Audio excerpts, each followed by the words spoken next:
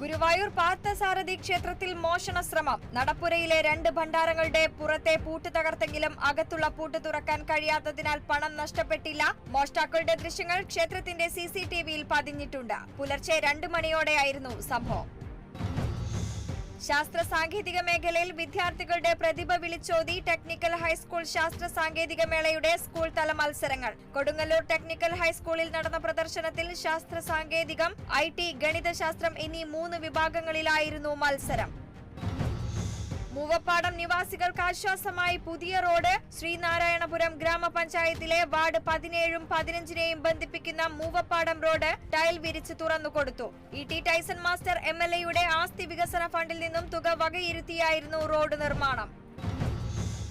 വയനാട് ദുരന്തത്തിന്റെ പശ്ചാത്തലത്തിൽ ജയന്തി ആഘോഷങ്ങൾ ഒഴിവാക്കി പ്രാർത്ഥനാ ദിനം ആചരിച്ച് അന്തിക്കാട് SNDP ശാഖ. ചതയ ദിനാഘോഷത്തിന്റെ ഭാഗമായി ഘോഷയാത്രയും അനുബന്ധ പരിപാടികളും തീരുമാനിച്ചിരുന്നുവെങ്കിലും ദുരന്തത്തിന്റെ പശ്ചാത്തലം കണക്കിലെടുത്ത് എല്ലാ ആഘോഷങ്ങളും ഒഴിവാക്കി മാതൃകയാവുകയായിരുന്നു.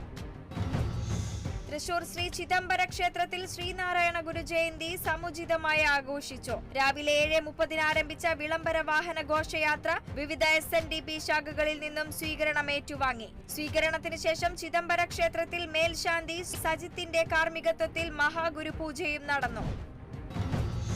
വയനാടിനു വേണ്ടി സമാഹരിക്കുന്ന ദുരിതാശ്വാസ നിധിയുടെ ആദ്യ ഗഡു മന്ത്രി സജി ചെറിയാന് കൈമാറി പെണ്ണൂക്കര കൂട്ടായ്മ.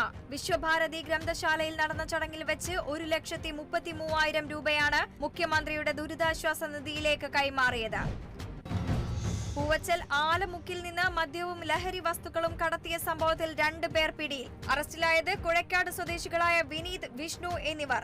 226 കുപ്പികളിലായി 113 ലിറ്റർ മദ്യം പിടിച്ചെടുത്തു.